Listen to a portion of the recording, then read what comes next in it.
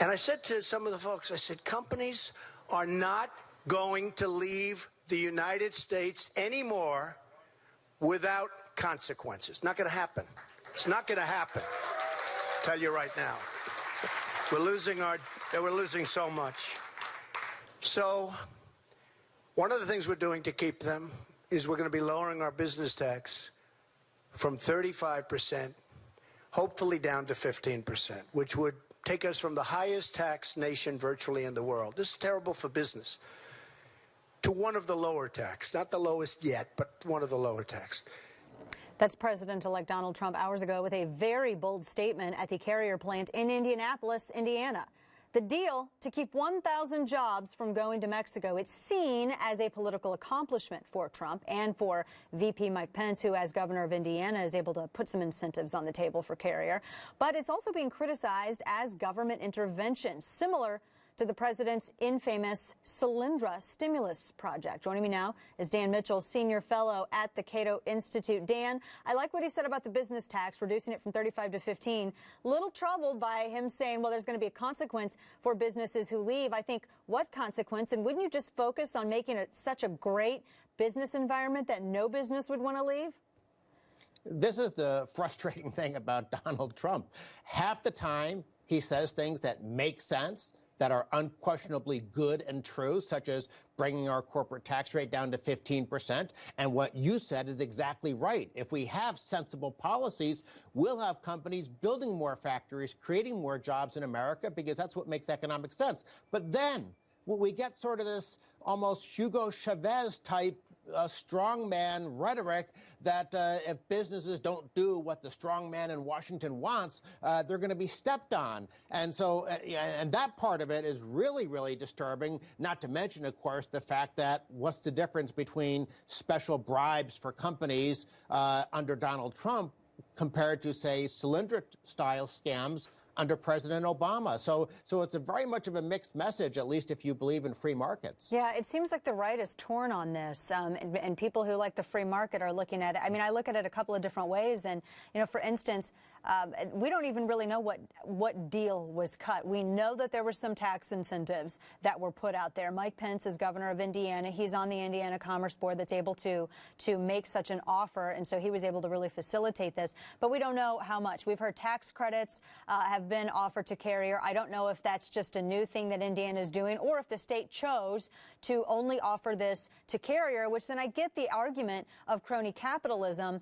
And then at the same time, I think, well, you know, Dan, we're in an Obama economy right now where the tax burden is so high on businesses that it's sad that businesses have to rely, certain of them, they have to rely on tax credits just to even operate in this very hostile climate financially.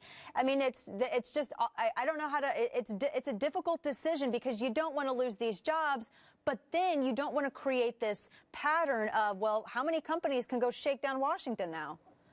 Yeah, let's look across the border from Indiana into Illinois. Illinois has a terrible track record of maintaining a very harsh tax system and then giving big payouts to select insider companies that give contributions to the politicians. Now, that doesn't solve Illinois' problem. It doesn't solve the exodus of the middle class. It doesn't solve the bad job climate in Illinois, but it is a successful way for politicians to bribe the insider, well-connected companies. The last thing we want is that spreading to Indiana, and we certainly don't want that spreading to the entire country. That's sort of like, you know, the Greek economic model of favors for the insiders, but then an overall harsh climate for everybody else. Do you think it's a fair comparison to compare the Carrier situation to Solyndra? It's certainly fair in the sense that you're getting government favors going to one company. The best policy by far is simply having a low, tolerable tax system that applies equally to everyone. One of the reasons why people like a flat tax, it's not just because it's a low rate and a simple system. They like the fact that everyone plays by the same rules. Now, again, politically, this is probably a win for Donald Trump. There's 1,000 jobs that we can clearly see and identify, and they're not going to be leaving the country. But if we really want to solve the problem, you know, for all, 330 million Americans or whatever it is, we need to have a system part of which Donald Trump understands, where the tax rate is down to a reasonable level where we are not driving companies into moving jobs overseas. Make America more attractive. His tax plan not only has a low tax rate, it also has expensing of business investment, so you're not being punished for creating new jobs, building new factories. There's lots of things to like. Focus on that. Don't do the special handouts. Yeah, exactly. And I think that Mike Pence, I mean, being that he's still the governor there, I think he was responsible for a lot of getting these incentives on the table. And we don't even know exactly what they are or what the time frame. We don't even know if this, sunsets after so many years and then afterwards they can just enjoy the lower corporate tax rate that he was mentioning in his speech. Hopefully. Do you think that's realistic, by the way, Dan, getting it down? I would love to see it at 15. I'd love to see it even lower, but 35 to 15%, that's a significant cut. Is that realistic? Can they do it? Well, there are so many moving pieces now with tax reform in Washington. You have the House plan under Kevin Brady that has lots of good features, but it's not identical to Donald Trump. And then the Senate, of course, is, they're focusing more on small ball. But in theory, they're all Republicans now. And so if they have any brains, which, of course, sometimes we wonder about, but in theory, they should be able to sit down and say, okay, our plans don't match up exactly. What do we need to do to come up with one unified approach? I certainly hope a giant reduction in the corporate tax rate is the #1 thing they focus on.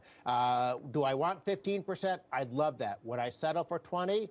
Yeah, I'd settle for 20, but you really have to be bold and you have to move fast, because the longer you wait, the longer the interest groups in Washington will try to cannibalize the thing and go for special interest breaks instead. Yeah, exactly. Well, let's make the corporate business tax rate great again. I like what you said. Make America attractive again. Not just great, but attractive, too. How about that? Dan, always so good to see you. Thank you so much. All right, Dana.